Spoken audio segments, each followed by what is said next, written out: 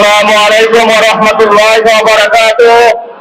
প্রিয় দেশবাসী, সাংবাদিক ভাইরা, 11 দলীয় জোটের সম্মানিত নেতৃবৃন্দ, আমরা আল্লাহর কাছে শুকরিয়া জানাচ্ছি যে আল্লাহ তাআলা জনগণের সামনে যারা ভোট দাতা তাদেরকে উন্মোচন করতে আমরা সক্ষম হয়েছি। বাংলাদেশে এরা শুধু ভোট চুরি করে নাই, ডাকাতি করেছে। আমাদের সুস্পষ্ট অনেকগুলো দাবি রয়েছে।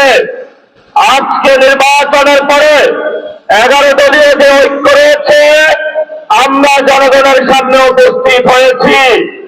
আমরা প্রথমত বলতে চাই, পার্লামেন্টে যে ভোট ডাকাতরা গিয়েছে, জনগণের সামনে আমরা বিরোধী দল হিসেবে হাজির হয়েছি। আমরা রাজপথে থাকবো, গলায় গন্ডায় ইঞ্চি ইঞ্চি করে জনগণের উপরে যারা ভোটে ইঞ্জিনিয়ারিং করেছে, ভোট ডাকাতি করেছে, নতুন ভাবে জুলুম চাপিয়ে দেওয়ার চেষ্টা করছে, আমরা তাদের কাছ থেকে বুঝে নেব ইনশাআল্লাহ। আমি সংক্ষিপ্ত কথা বলবো। আমাদের ভাই শহীদ ওসমান হাদি আজকে আমাদের মধ্যে থাকতে পারতেন, সংসদ সদস্য হিসাবে ঢাকা 8-এর। আল্লাহ ওনাকে শহীদ হিসাবে নিয়ে গিয়েছেন। আমরা বিচারের দাবিতে মাঠে গিয়েছি।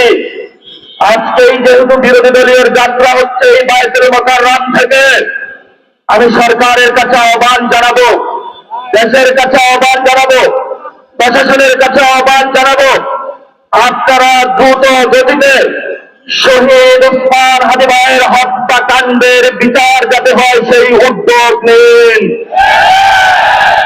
আমাদেরকে এতদিন বলা হয়েছে বিচার এবং নির্বাচন মুখোমুখি দাঁড় করাবেন না। আমরা মরিয়া প্রমাণ করিলাম যে আমরা নির্বাচন বিরোধী নই।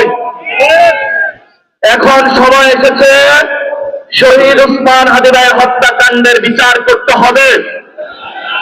তৎকালীন সময়ে সংস্কারের নিয়ে বলা হয়েছিল, সংস্কার এবং নির্বাচন বিরোধী করার চেষ্টা চালানো হয়েছিল, দেওয়া হয়েছিল ওরা নির্বাচন চায় না।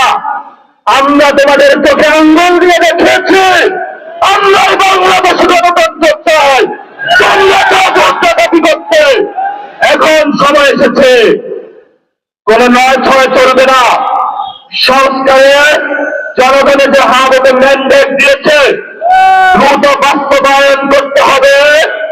সাথে সাথে বাংলাদেশে সন্ত্রাস, চাঁদাবাজি, দখলদারিত্ব বন্ধ করার উদ্যোগ নিতে হবে। এবং নির্বাচনের আগে আমরা এই বায়তুল মুকাররমে দাঁড়িয়ে একটি প্রটেস্ট করেছিলাম। ভোট ডাকাতির জন্য আমাদের জামাত ইসলামের এক ভাইকে খুন করা হয়েছিল। আমরা বলেছিলাম আমরা আবার আসবো, দ্বিগুণ হয়ে আসবো, এসেছে দ্বিগুণ হয়ে আমাদের ভাইয়ের হত্যার বিচার বুঝে নিতে হবে। রাজপথ সংগ্রাম জারি রাখতে হবে।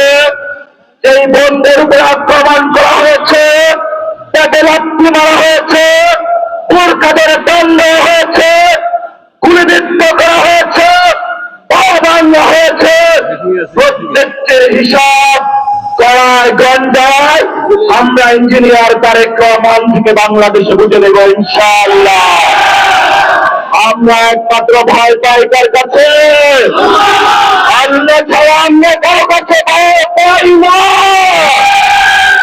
হে মালিক, তুমি আমাদের রক্ষাকারী, তুমি আমাদের রিজিক দাতা।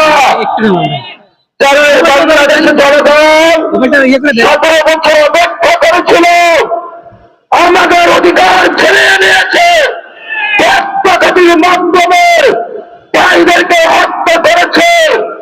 আসার মালিক তোমার মালিকের বিচারে আমরা বিচার রেখে দিলাম। তুমি তাদের দৃষ্টান্তমূলক শাস্তি বাংলার মাটিতে জনগণের সামনে করবে। আমরা আজকে তোমার মসজিদের সামনে বিচার রেখে গেলাম। বাংলাদেশের মানুষ হতাশ হবেন না। লা তাহজান ইন্নাল্লাহা মা'না, আল্লাহ আমাদের সাথে আছেন। শক্তিবান আমরা ইনশাআল্লাহ দ্বিগুণ হয়ে পার্লামেন্টে যাব। সবাইকে আসসালাম।